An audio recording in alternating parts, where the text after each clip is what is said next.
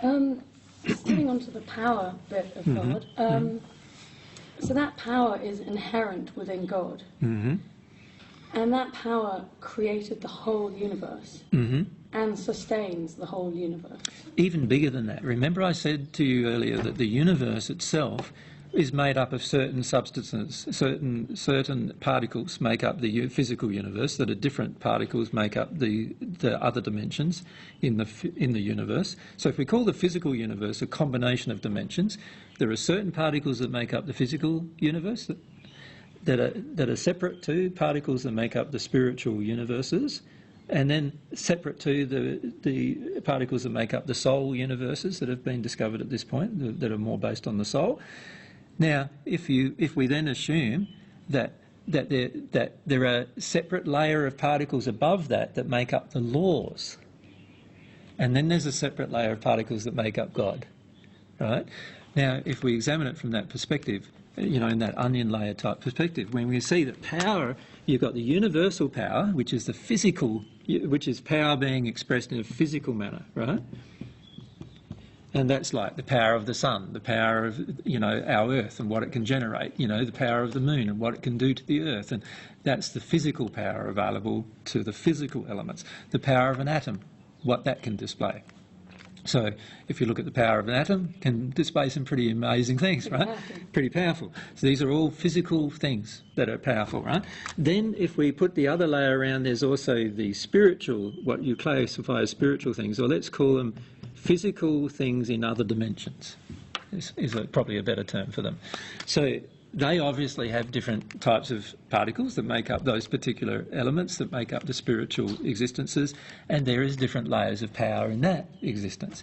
Then you've got the laws that constrain, so those two things added together, the physical and the spiritual, are like the universe. But then there are the laws that make up and constrain those particular universes, have to be more powerful than the universes themselves. So now we have another layer of power below God still.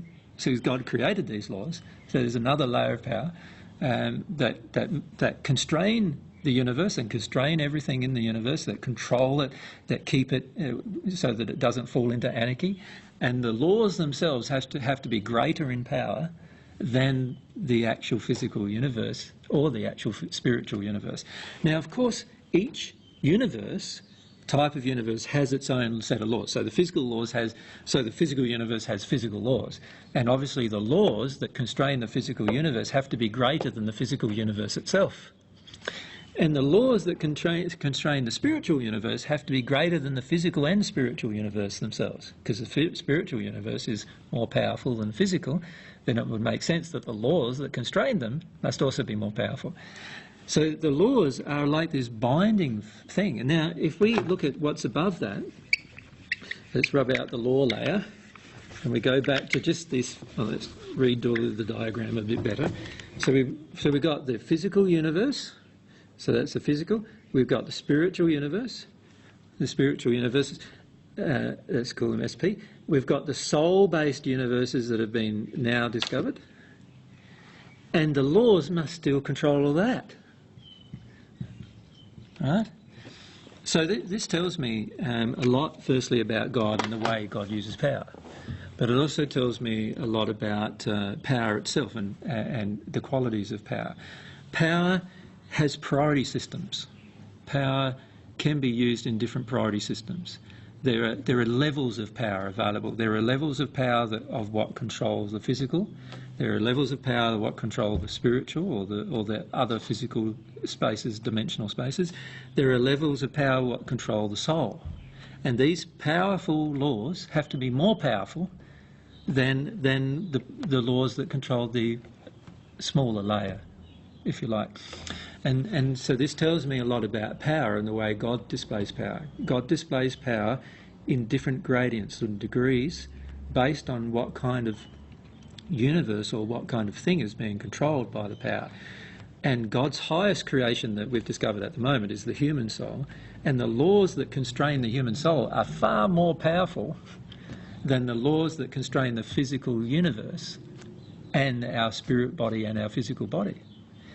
And so that tells me a lot about God too, about how God's created this prioritised system with regard to laws, this hierarchy, if you like, of law. And that tells me how God also is powerful. God has a hierarchy of power as well, that is a part of the characteristics of power. And the power of the greater things, for instance, the soul, is going to be much power than the physical thing, for instance, your body. So actually, your entire body is going to be controlled not by you using your mind, which is a part of the spirit existence, but by you using your soul, which is part of the soul existence. This tells me that the way you exercise power, if it's based upon the soul, in other words, based upon feelings, emotions, desires, passions and longings and those kind of parts of the soul, it's going to be far more powerful than it's based upon your intellect. So you can discover lots of different things about how to use power when you see how God's designed power in the universe. Does that make sense? Yes. Yeah? Yeah. And the same could be said with intelligence, wisdom and a lot of other qualities. There's these layers, or hierarchy of layers, you could say, some of which are more important than others, and some of which are worthy of focusing our attention. So for example, if I focus my attention in terms of discovery just upon the physical, I am focusing my attention upon the least powerful. Can you see that? From a power perspective. If I'm focusing my attention on my soul, I'm at least gone 2 orders of power in terms of what I have the capacity to change. And if I focus upon the laws that govern my soul, I've gone an even further step in terms of examining the way the universe works and examining what God must have created and therefore what must exist inside of God as in terms of her nature. So when I look at it from that perspective, I go, okay, my effort, the best way to use my effort, my personal effort, is not physically. The best way to use my effort is to engage the physical, spiritual upon the soul and upon the laws and upon my connection with God. That's the best way to use my effort. So once I do that, I start understand. When I understand how God's power is created, then I can start going, well, where's the best place to put my effort? You know, obviously, if I want to focus my effort on the physical only, which is what a lot of people do, they just focus their effort on the physical life, and virtually everybody, yeah, until they pass. They focus their effort on the physical life, and even after they pass, they still often try to focus their effort on their physical life on earth still. You can see that I've now taken away the ability of my spirit life, these far more powerful aspects of my life. I've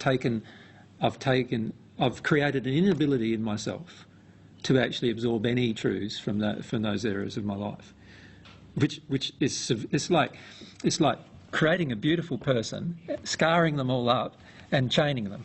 And that's what I'm doing to myself, you know, by doing that. I'm constraining myself so markedly to be beyond recognition, almost, if I do that.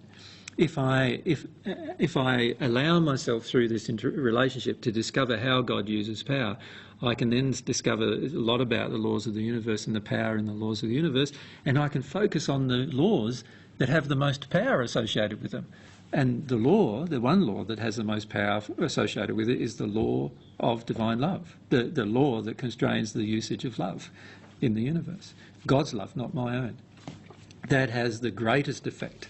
And so therefore, anything that I learn about the law of divine love should be my highest priority, because it's going to have the largest effect on my soul, the largest effect on the souls around me, therefore the largest effect on my physical environment and the largest effect on my spiritual environment.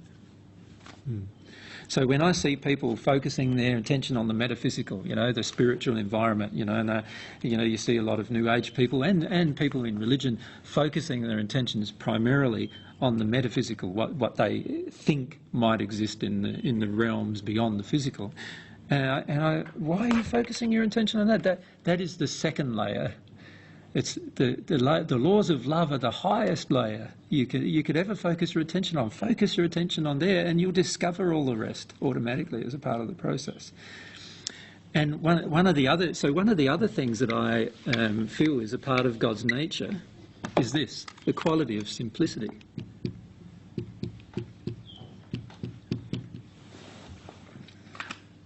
That's why there's Ray's theorem, you know. Whatever is the most simple explanation is probably the truth.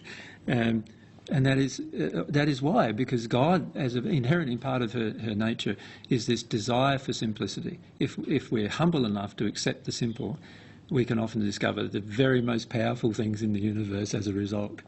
If we're constantly attracted to the complex, you know, so in other words, what's the opposite of simple is complex? We're constantly attracted to the complex. We're not going to discover much of the universe at all. And there are people who are so addicted to their own intelligence that they want to only examine the complex, and they can't even conceive of examining the simple. And yet examining the simple, they would far exceed their current abilities to examine the complex. So I feel this is all part of God's beautiful nature being demonstrated through all of these things occurring. Yeah. And it's very loving, obviously, to make it possible, therefore, for everybody to learn about the universe. Yes, and that's why I said, like, if you become like a child loves the simple in terms of understanding, you know. So if we focus on the simple things, I'm not saying that there won't be very complex things in the universe to understand. I'm saying if we focus on the simple thing, which is divine love entering our soul, that's very, very simple to understand. A 2-year-old child can understand it. Anybody can do it. And so we focus on that simple thing. All these other things, all this other complexity, all this other knowledge, all this other understanding, all this other love, all this other truth, all these other qualities that are a part of God all become a part of myself. And so my nature changes automatically. If I focus on the complex, I won't understand anything about the universe in the long run. And that's why in the long run, the people who are still focused on the complex have stagnated in their progression in the 6th dimension of the spirit world. They cannot progress beyond that point because they don't understand one of God's qualities, simplicity. Just one quality that is not understood can stagnate an entire life. One quality of God that we don't understand can stagnate our life for as long as we choose to stagnate our life. Yeah. And that's a scary thought in a way, because we could ignore one quality of God, and that one quality of God could be the only reason why we're not progressing. Yeah.